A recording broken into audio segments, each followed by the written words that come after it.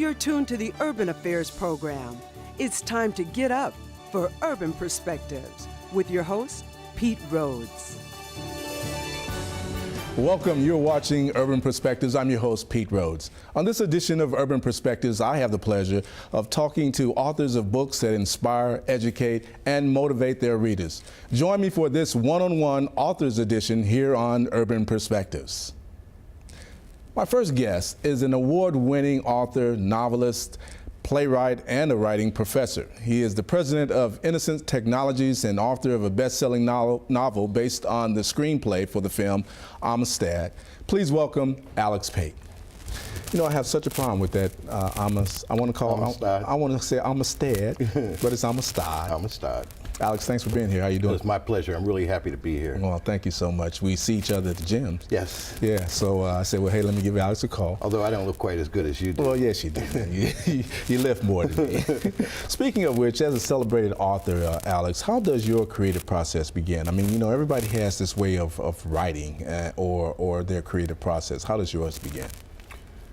Well, you know, I tell people today, like if you locked me in a room and gave me a computer or a typewriter or a piece of paper and a pencil, I would probably not have to leave that room and I could write 5, 6, 7 books. The stories are already inside me. Mm-hmm. The issues and the subjects that I'm interested in, that I've been studying all my life, that are already actually being written in my head, I just need time to let it all out. Mm-hmm. So my process over the course of my life has been to sort of catalog things that I'm interested in and look for the opportunity the next time I get time to tell that story. So from family to community to national, international issues, those things just sort of compile over time. Yeah. And then it's just about time. Life is really a struggle with the passage of time. How long does it take? I mean, you can't really put a time frame on creativity. So, you know, you see these authors that come out every year or so. How long does it really take? Well, it could take, you know, I think with my first novel, Losing Absalom, I thought I could do that very quickly. So I had the idea, and it was really about my father who had passed. And I went into the process of trying to create the story around him. And it took maybe a year and a half, but I wrote that book 5 times. Oh. Yeah, I would show it to someone, editor, an agent, and they would say, well, and then I'd have to go back into the process. So what started off as something that should have taken a short amount of time, like a year or two, it took 5 years. Oh, wow. So the novel I'm working on now, I've been writing and researching for 7 or 8 years. Wow. And I have a book that I just finished, which I haven't shared with anybody, a pirate novel set in the 1700s that I've been researching and writing for over 12 or 13 years. So it's all relative. It just keeps, so for some people it's very quick, but it's also about time. Yeah, yeah. The creative process, the question is when you write that sentence, 6 weeks later, when you look at that sentence, does it still sound as good? Yeah, does it still fit? Speaking of which, you had a partnership with Steven Spielberg in the movie Amistad. With the DreamWorks and the Steven, yes. Exactly. How did that come about? It was very interesting. They had read, Debbie Allen was co-producer with Steven Spielberg on the movie Amistad. The two of them had read Losing Absalom, my second novel, Finding Makeba. And when they thought about Amistad as they were developing the project, they thought it would be great to have a book connected to that. And luckily, Debbie had just finished reading my book and showed it to Steven, and like, he's the guy. Phone call to my agent, and then me jumping up and down. Yeah, right.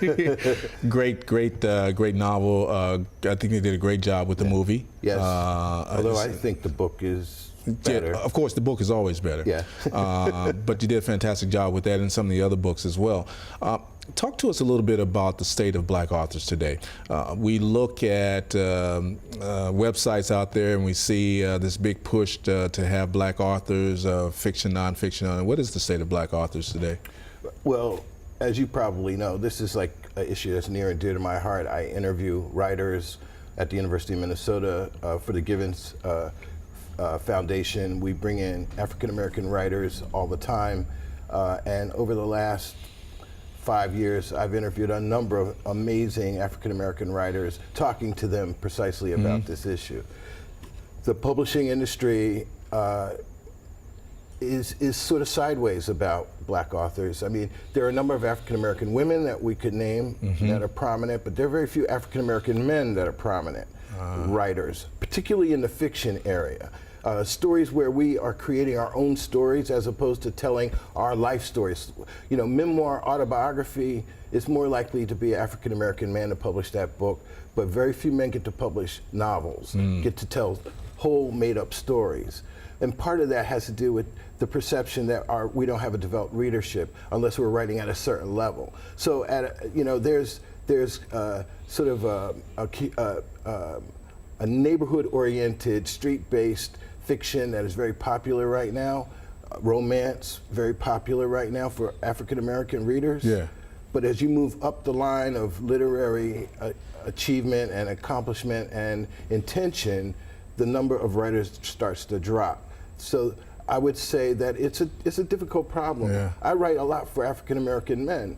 Publishers don't necessarily see that as a viable market on a national scene. Yeah. So getting my books through is not so easy. Well, you've done a fantastic job with the Givens Foundation. Their literary and their archives are such a fantastic opportunity for us to find out more about Black history. I understand you got a project coming up as well. We'll talk about at a later time with Black authors and their history. But I want to thank you for your work and thank you for being here for us today. My pleasure. I'm really happy that I had a chance to talk with you Alex today. Pate. Thank you. All right. Up next, we'll talk with a motivator, educator, and a champion who has dedicated his life to inspiring youth in the urban communities. We'll talk with Larry McKenzie next on Urban Perspectives.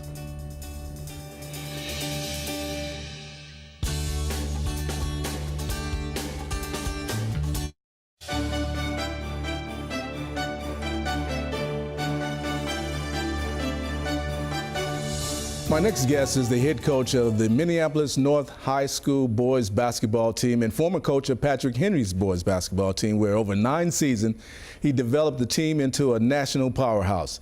He is the author of the book Basketball, Much More Than Just a Game. It's an honor to speak with Coach Larry McKenzie. Coach, how you doing today, man? I'm good, and certainly glad to be here. Hey, we go back a little ways here. Yeah, we do, back in the days. And it's so good to see all the great things that you've been doing for this community. All of us follow you and have been following you, and you do a great job, man. I appreciate it. You do a great job. Coach, as a noted leader in this community, how do you develop leadership in young men? I think first and foremost, you have to be that example. Kids are so smart and astute these days, so it's not about what you say, it's about what you do. And I think that becomes important to model the behavior that you expect from them. And then, I mean, they'll follow along.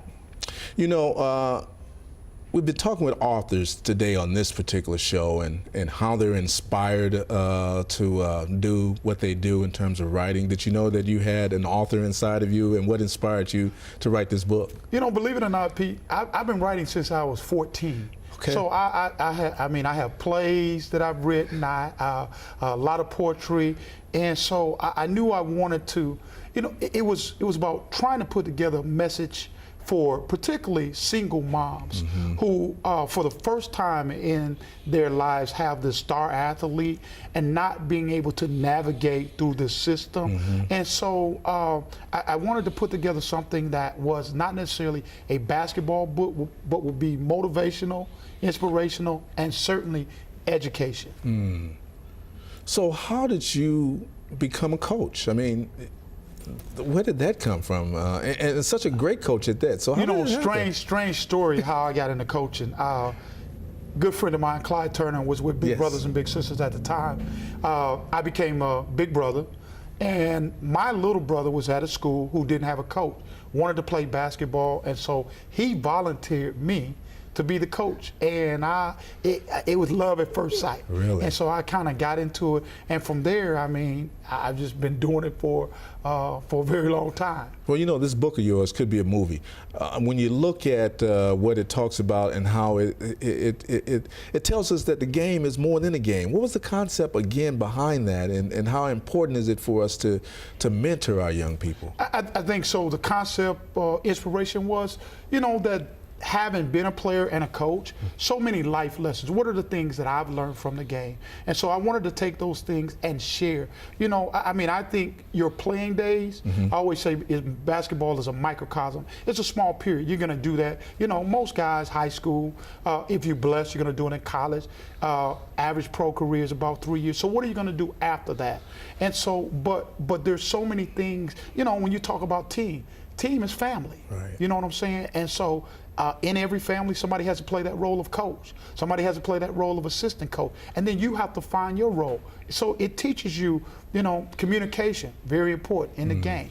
You know, being committed, all of those kinds of things. There's so many life lessons that's in the game. And I think sometimes, you know, we just go through and play the game and don't really take time to see the lessons that the game teaches us. So mentoring in our community is so important. When we look at the happenings in the community, the bad news that we hear all the time, how important is it for individuals, and particularly men, to step up?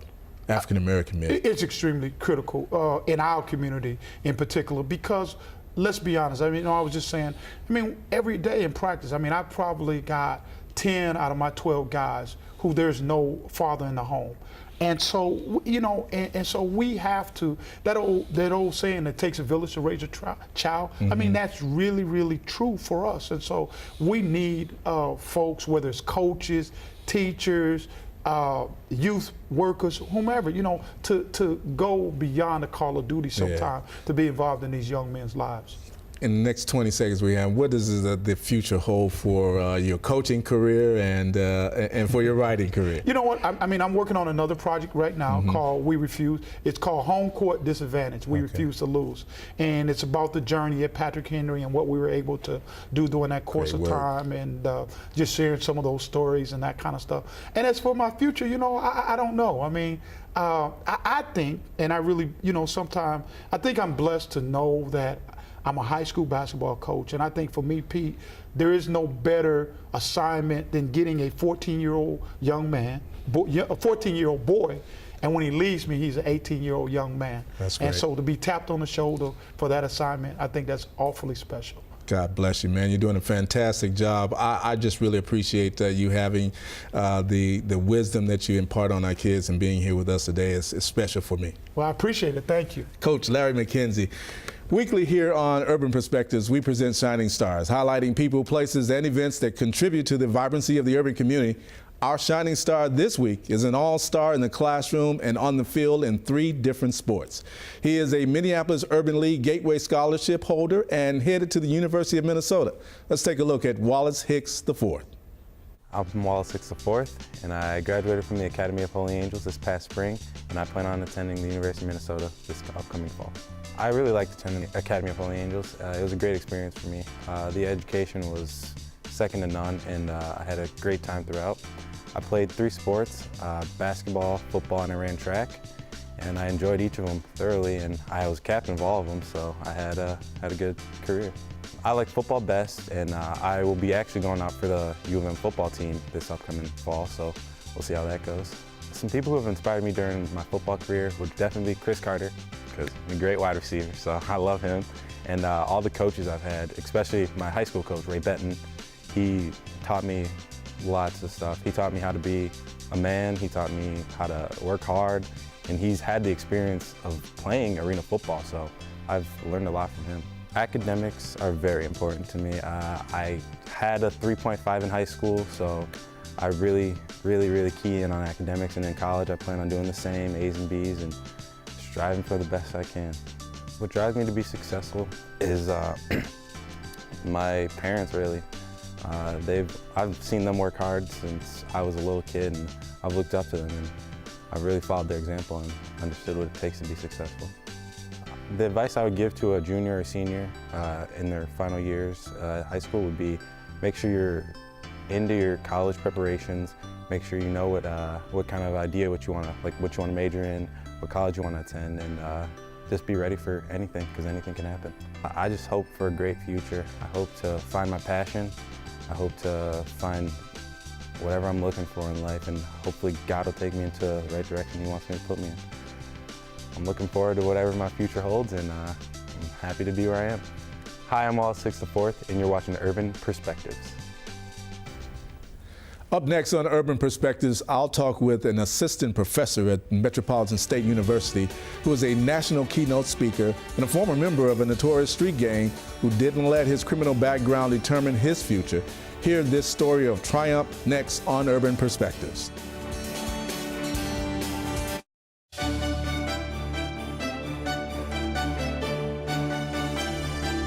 My next guest is dedicated to inspiring children, students, educators, and ex-offenders to overcome difficulties and make a better way of life.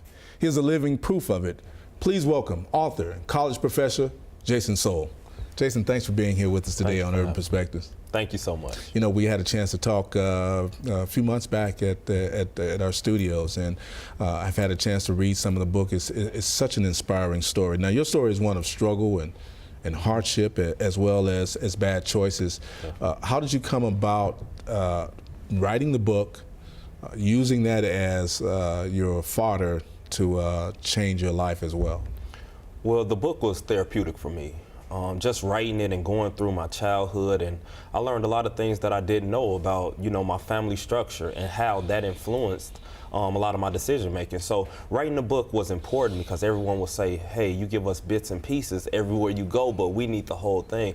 And it was like, okay, I need to put this in writing so I can document it. So I got to writing, I worked with an editor, and we made it what it is today. So now a lot of people are being inspired by understanding you can fall down, but it's important that you get back up. Yeah, the book From Prison to PhD. Such an inspiring book and such a great read. I mean, each chapter, you pick up something important from it. You talk about your times and travels here and there. How important is it for young people who may get a chance, and we encourage them to read that book, but how important is peer pressure in one's life, and how does one use what's inside of them to avoid peer pressure? It's huge, man. Peer pressure is pervasive. I can remember nights where guys say, hey, come on, man, just stay out a little later, man. Come on, it'll be okay. Just tell your mom, you got stuck at my house. And it was hard to fight that. So you got to be able to say, hey, I'm going to stick to my morals, my values, and my beliefs. Despite what you might have for me, I have another plan. And that's hard to do sometimes because it might be people you grew up with, people you love, people who care about you, but they just want to be around you. So that peer pressure can be, overwhelming sometimes, but you got to know who you are and how strong you are. So resilience is important. Yeah, I remember reading a part of the book where you stayed out and you had your mom's car. Oh, man. You knew you shouldn't have parked it where you parked there. You know you shouldn't have stayed out. Absolutely. It got towed. Yeah. And that was a telltale sign. My mom didn't want me to hang back in the projects in Chicago. She didn't want me back in those areas. She moved to a nice neighborhood, but I still was attracted to areas that I knew, which were pretty violent. And when the car got towed, she knew that I had been lying. She knew that I was still back involved in the streets, and it broke her heart. So that was pretty tough for us to go through that, and it kind of influenced me to move to Minnesota because our relationship was strained because I broke her heart once again. Yeah. How difficult is it even now? You've successfully made it from prison to professor.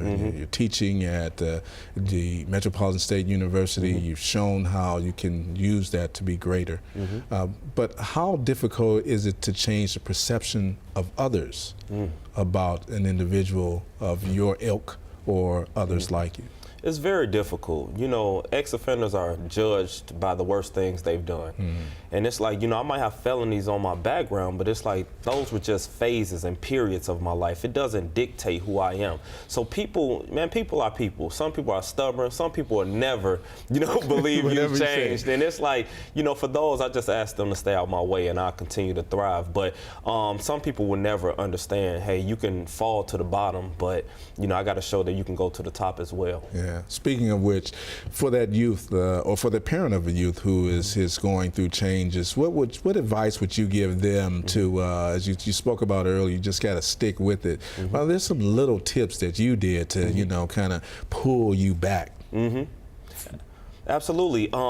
Well, I had discipline through playing basketball. You know, I played 4 years of high school basketball, set a track record. I was always athletic, so that was my discipline. That was my strong attachment to the school. So everybody might not be athletically inclined, but parents can get their kids involved in things. You know, you got to cultivate those talents. So you can see if they're, you know, musically inclined, or you can see if they are really smart and love math competition. You got to try a lot of different things, but it's important to have an equal balance of support and accountability for that young person, and they'll thrive. A lot of these kids are talented, have a plethora of skills, but they're just not being cultivated. So you got to get them involved. Where's the book available? How do we get it? Prisoner to PhD. You got to go to my website, www.jasonsoul.com. And what does the future hold for you, Jason? What are you looking forward to doing? Possibilities are endless. You know, I'm writing another book now, still teaching, traveling, and I'm just trying to stay true to my family. You know, if I can just watch after my little girls and my wife, everything else will fall in place. Yeah, well, hey, look, again, the book is such an inspiring book, such a great read. I would encourage everyone to get out and take a look and pick that book up and read it, in particular during these difficult times that we're experiencing right now in the Twin Cities. For you to do what you're doing, it's such an inspiring story, and we're going to push it wherever we can. Thank you. Jason I appreciate Soul. it. I like that name too, Jason Soul. Thank you. All right, thanks, man. Thank you for watching Urban Perspectives. I would like to thank my guests, Alex Pate, Coach Larry McKenzie, Jason Soul, and you, the audience, for getting up with Urban Perspectives. And remember, there are positive things happening in our cities. You can find out about them right here on Urban Perspectives. Now enjoy the photos of the week featuring the Billingsley School of Music and Arts, their launch party. I'm Pete Rhodes. I'll see you next week.